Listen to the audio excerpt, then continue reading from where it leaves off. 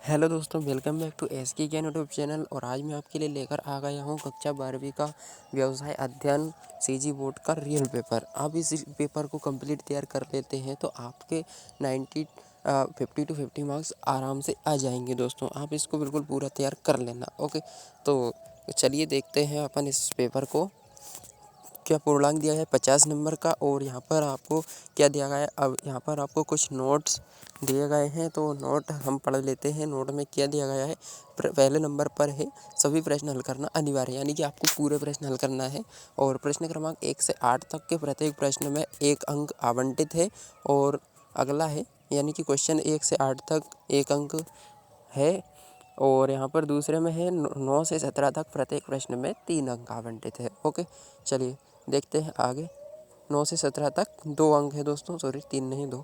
और 18 एवं 19 में प्रत्येक प्रश्न में 3 अंक आवंटित है, यानी कि 18 और 19 में 3 अंक है। और 20 एवं 21 में 4 अंक, और 22 एवं 23 में प्रत्येक प्रश्न में 5 अंक आवंटित है दोस्तों। ओके, चलिए अब देख लेते हैं क्या क्वेश्चन आंसर्स।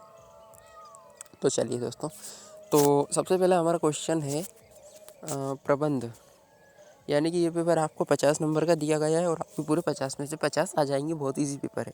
पहला क्वेश्चन है प्रबंध की परिभाषा दीजिए। प्रबंध की परिभाषा है तो आपको ये 1 नंबर में दिया गया है। और दूसरा है समय एवं गति। समय एवं गति अध्ययन क्या है। समय एवं गति अध्ययन क्या है, ये भी 1 नंबर में दिया गया है। अगला है हमारा तीसरा, व्यावसायिक वातावरण से क्या समझते हो। तो व्यावसायिक वातावरण ये भी आपका 1 नंबर में है, 1 मार्क्स। नियोजन सर्वव्यापी है, इस कथन को समझाइए, 1 नंबर में। ओके, चलिए 5वां देख लेते हैं, विकेंद्रीयकरण क्या है। विकेंद्रीयकरण क्या है, 1 नंबर में। भर्ती से क्या तात्पर्य है, अगला क्वेश्चन हमारा 6वां है, यानी भर्ती से क्या तात्पर्य है। तो ये भी आपका 1 मार्क्स में आ जाएगा। और अगला अगर हम बात करें 7वें की, तो 7वां हमारा रहने वाला, हाँ दोस्तों, अगर आपको पीडीएफ चाहिए तो पीडीएफ के लिए डिस्क्रिप्शन बॉक्स में व्हाट्सएप ग्रुप की और टेलीग्राम ग्रुप की लिंक दी गई है। आप उसमें ज्वाइन होकर पीडीएफ को प्राप्त कर सकते हैं। तो चलिए 6वां देख लेते हैं, 7वां, रेखा संगठन किसे कहते हैं। तो रेखा संगठन किसे कहते हैं, ये भी आपका 1 मार्क्स। नियोजन के द्वारा हम कैसे अनिश्चितता के जोखिम को कम कर सकते हैं। और 9वां है, प्रबंध के उद्देश्यों को संक्षिप्त में बताइए। ओके दोस्तों, चलिए टेलर के वैज्ञानिक प्रबंध के सिद्धांतों को संक्षेप में बताइए। अगला है 11वां, व्यावसायिक वातावरण के आंतरिक घटक कौन कौन से होते हैं। 12वां है, एक अच्छी कार्यविधि की प्रमुख विशेषताएं को बताइए, यानी कि आपको एक अच्छी प्रमुख विशेषताओं को बताना है। 13वां है, भौगोलिक संभागीकरण का क्या आशय है, इसके गुण दोषों की विवेचना कीजिए। अगला हमारा क्वेश्चन है 14वां, तो यहाँ पर दिया गया है, संगठन के बिना लक्ष्यों को प्राप्त नहीं किया जा सकता, स्पष्ट कीजिए।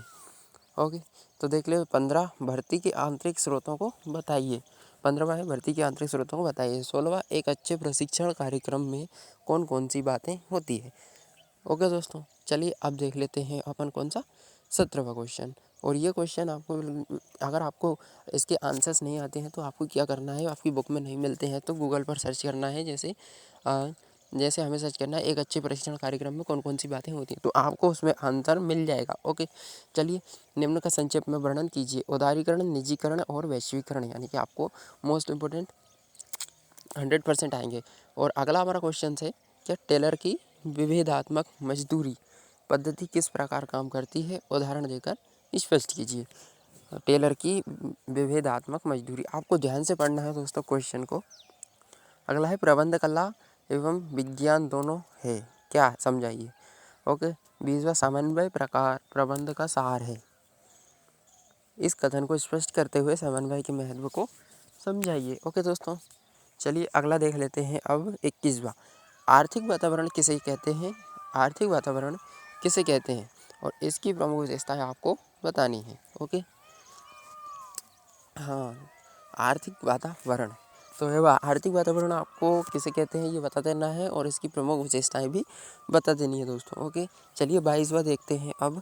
22वें में है, नियोजन एक विधि, यानी कि जो प्रोसेस है, इस कथन में नियोजन के कदमों को समझाइए, यानी कि आपको इसके स्टेप्स को बताने हैं। और इसके अथवा में दिया गया है, भारार्पण किसे कहते हैं, भारार्पण की प्रक्रिया बताइए। तो दोनों में से एक करना है, अच्छे से लगा लीजिए। ओके, चलिए देखते हैं 23वां, कर्मचारियों के चयन की प्रक्रिया, प्रोसेस की व्याख्या कीजिए। यानी कर्मचारियों की प्रोसेस की व्याख्या करनी है और अथवा में प्रबंध के प्रमुख कार्यों को समझाइए।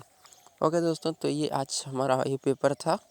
और अगर आपको पीडीएफ चाहिए तो व्हाट्सएप ग्रुप में और टेलीग्राम ग्रुप में ज्वाइन हो जाइए। और ये 100% रियल पेपर है, आपके एग्ज़ाम में ज़रूर आएगा।